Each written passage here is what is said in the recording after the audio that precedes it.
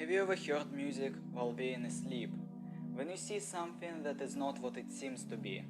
It is usually accompanied with a cloudy feeling like you're flying, and when the gravity weakens its grip. In those kinds of moments, how often have you heard anything? The sounds that seem like they reached your mind from a distant depths of the universe. The music that is located somewhere beyond your understanding. Then you're waking up and realizing that it was only a dream. Doesn't matter whether the experience was nice or a nightmare. It's left like a fingerprint in your mind until being erased from your memory. Have you ever had attempts to find out what it was all about? Have you always failed? I would like to introduce to you the album by the person who turned his dreams into a creating process. He is inspired by the great composer Eric Satie, and who is being considered one of the most influential electronic music artists. And here is one of the greatest albums of the ambient music genre that was released in 7th March of 1994. This album is called Selected Ambient Works Volume II, and it was created by Aphex Twin. It is the second album in his discography, and it is the sequel to his debut album, Selected Ambient Works 8592. He said that Selected Ambient Works Volume II feels to him like standing at a power station while being on acid. I didn't expect his associations about the album to be pretty down to earth, but it's his, the author's, point of view, while the listeners are able to interpret such an abstract work in their own way. I would briefly describe this album as if Planet Mars had a soundtrack. Even the album cover looks exactly like the surface of the red planet. Also, when I was listening to the album, I've had associations with post-apocalypse, like the album tried to depict the scenes of the devastated wastelands after the nuclear war. Before telling about my introduction to the album, I would like to tell about how I learned about Aphex Twin. It is important to let you understand the influence of his music on me. The first time when I've heard Aphex Twin was in 2016, when I've seen Rhubarb Johnny video, but I didn't know that his music was used for the video. I learned about Aphex Twin when in late 2016 one guy compared my early electronic music with him. That guy sent to me the music video for the song Come to Daddy. At that time I didn't get why he compared me to Aphex Twin. In 2017 I started learning more about different music genres, including ambient music. The first artists that I learned about were Burzum, because I already knew about black metal genre. Also it were Agast, Hexentons and Aphex Twin.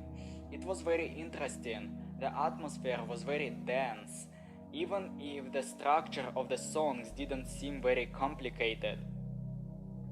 I liked it, but the strongest impression was from Aphex Twin, and mostly from the songs Tree, Grass and Rhubarb.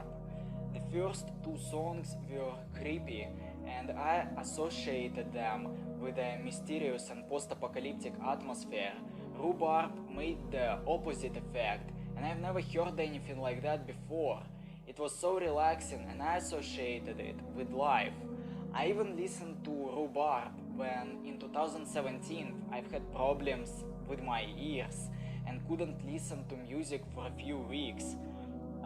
Rhubarb was one of the songs that had a healing power on me, because my ears were feeling so much easier while listening to it. The songs Tree, Grass and Rhubarb are from his second album, Selected Ambient Works Volume II. I think Aphex Twin inspired me the most about getting into the ambient genre.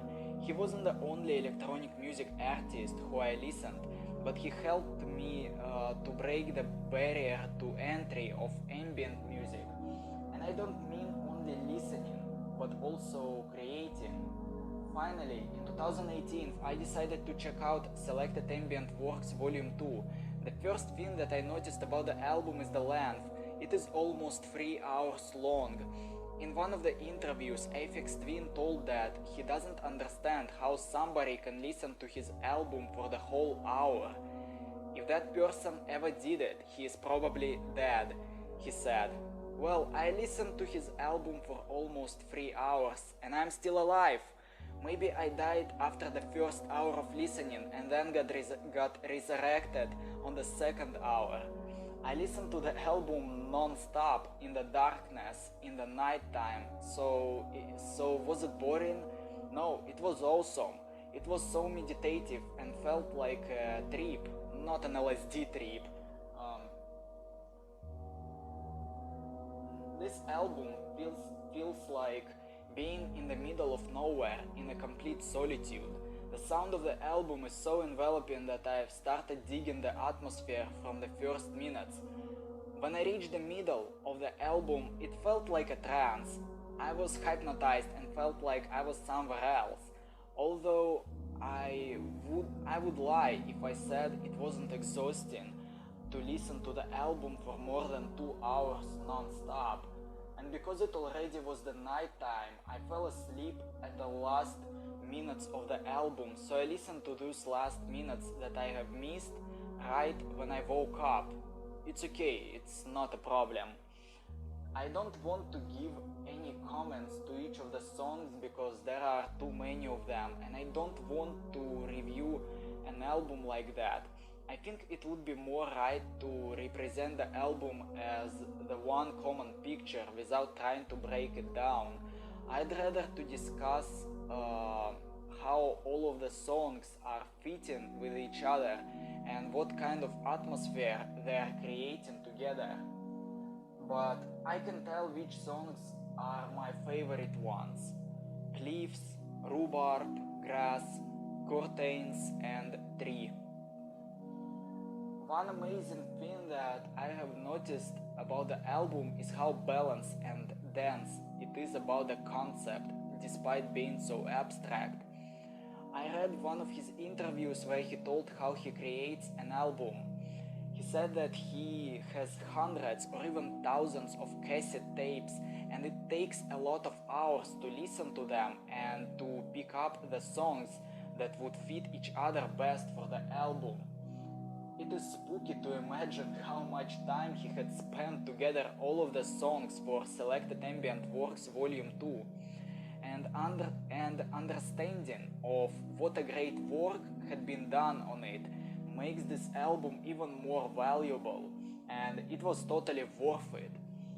It's an ambient album, but at the same time it's not monotonous. Some songs are more relaxing and positive, and some songs are more anxious and creepy.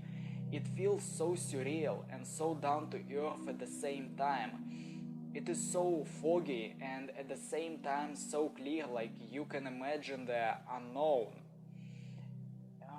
If you have enough patience and want to listen to something that would make you feel like Alice in Wonderland, then you totally should give it a listen. I enjoyed this album a lot. It is one of the greatest electronic music albums, classic masterpiece that every musician must listen at least one time.